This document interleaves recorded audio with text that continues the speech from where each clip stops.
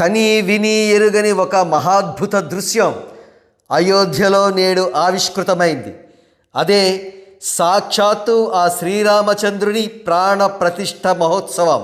ఇంతటి మహత్తరమైన వేడుకను ప్రత్యక్షంగా తిలకించిన వారు మహర్జాతకులు అని చెప్పవచ్చు. వారు పెట్టి పుట్టారని కూడా చెప్పవచ్చు. అటువంటి అపురూపమైన వేడుకలో ఒక మహా విచిత్రం సంభవించింది. అది మరేమిటో కాదు, ఒకే వంశానికి చెందిన ముగ్గురు హీరోలు లేదా ఒకే వంశానికి చెందిన ముగ్గురు అత్యంత ప్రముఖ వ్యక్తులు అయోధ్యలో బాలరాముని ప్రాణ ప్రతిష్ఠ మహోత్సవాన్ని కనులారా తిలకించి జన్మను సార్థకం చేసుకున్నారు.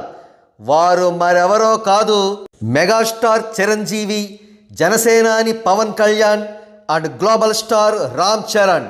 మనకు తెలిసిన విషయమే, ఇటీవల చిరంజీవి గారికి, పవన్ కళ్యాణ్ గారికి, రామ్ చరణ్ గారికి అయోధ్య శ్రీరాముని ప్రాణ ప్రతిష్ఠ మహోత్సవానికి రమ్మని ఆహ్వానాలు అందాయి.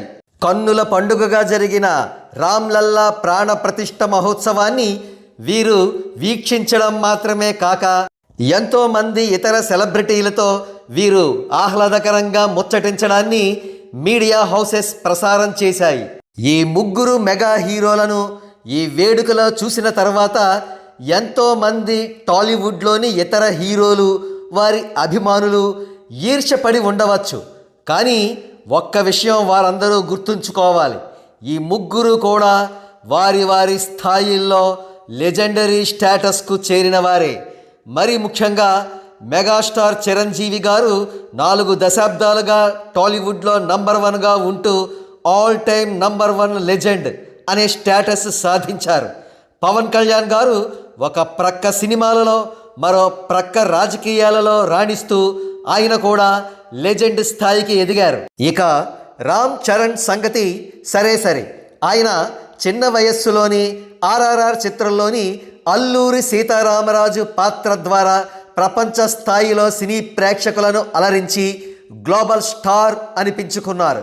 ఇలా ఇండియా స్థాయిలో గ్లోబల్ స్టార్ అనిపించుకున్న ఏకైక హీరో ఇప్పటి వరకు రామ్ చరణ్ గారు మాత్రమే. బహుశా ఈ అపూర్వమైన విజయాల వల్లే కొణిదల వంశ హీరోలకు అయోధ్య శ్రీరాముని ప్రాణ ప్రతిష్ఠ మహోత్సవ దర్శన భాగ్యం కలిగిందేమో.